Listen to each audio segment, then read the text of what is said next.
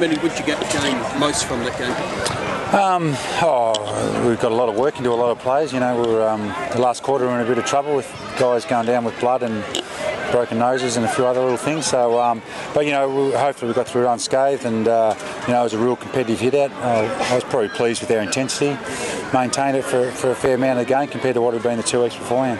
You've talked about that, you know, the intensity, you know, up that, even though you might have a few little injuries. Is it good to get a really tough hit out under your belt? Yeah, it is. Look, Fremantle certainly gave us that, and yeah, we were looking to play a lot more intense than what we had the last 2 weeks, and being able to maintain that for a little bit longer. And you know, I thought for periods today we're really on top of that, and there's some real strong influences, you know, in the stoppages and around the ground. Your performances pre-season have been very encouraging. Do you feel that you're making a message, giving a message to, you know, the supporters?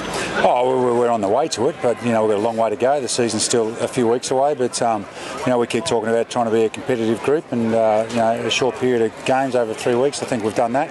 But you know, we've got a lot of work to do, and we understand next week will be another notch up from what it was today, and then in 3 weeks' time it's going to be you know, even harder again. You said a lot of work to do. What's your biggest concern? What area? Oh, look, I thought our ability to move our ball still needs a little bit of work, especially behind centre.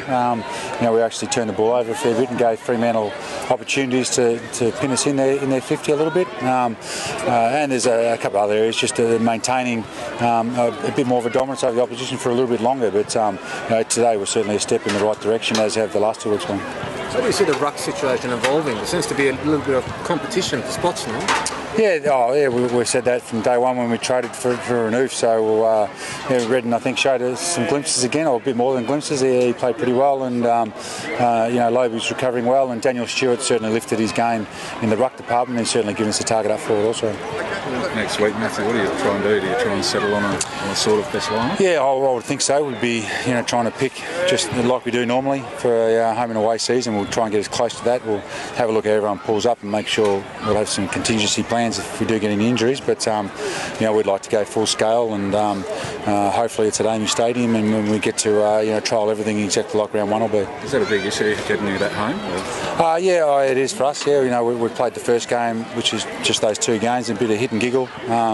So you know, since then we've you know, last week we were in Mandurah, and today, you know, it's fantastic to come out to the country areas and the rural areas, but we'd really like to have a good hit out, you know, in a proper area at a full AFL ground, and that'd be important to us. What advice do you give Butcher now, particularly when he couldn't hold it? Yeah, his hands were just a little bit hard today compared to what they were last week. You know, I thought they certainly played one of their better defenders on him.